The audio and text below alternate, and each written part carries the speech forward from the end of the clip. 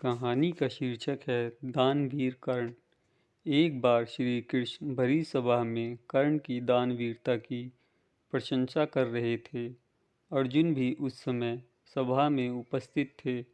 वे कृष्ण द्वारा कर्ण की दानवीरता की प्रशंसा को सहन नहीं कर पा रहे थे। भगवान कृष्ण ने अर्जुन की ओर देखा और पल भर में ही अर्जुन के मनोभाव जान लिए। श्री कृष्ण ने अर्जुन के कर्ण की दानशीलता का ज्ञान कराने का निश्चय किया।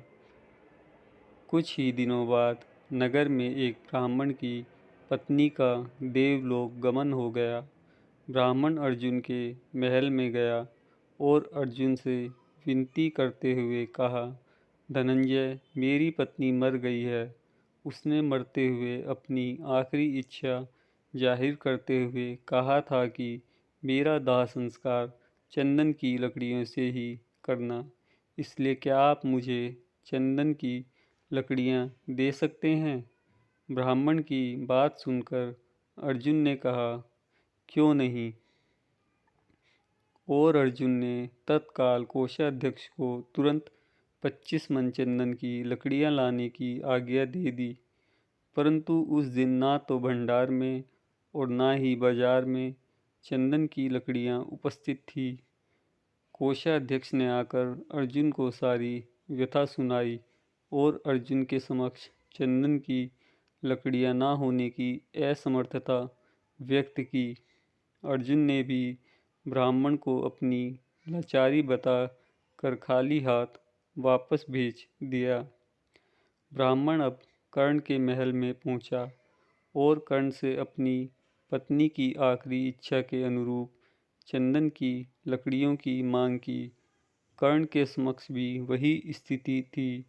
ना तो महल में और ना ही बाजार में कहीं चंदन की लकड़ियां उपस्थित थी।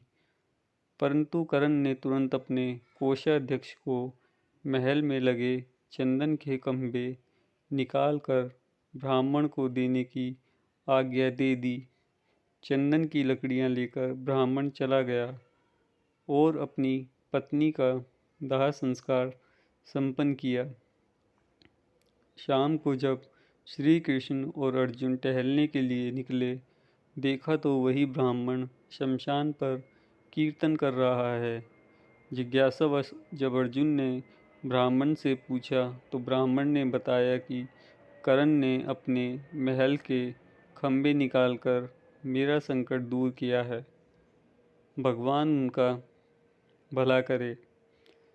यह देखकर भगवान श्री कृष्ण ने अर्जुन से बोले, अर्जुन, चंदन के खंभे तो तुम्हारे महल में भी थे, लेकिन तुम्हें उनकी याद ही नहीं आई। यह सुनकर अर्जुन लज्जित हो गए और उन्हें विश्वास हो गया कि क्यों कर्ण को लोग दानवीर कर्ण कहते हैं।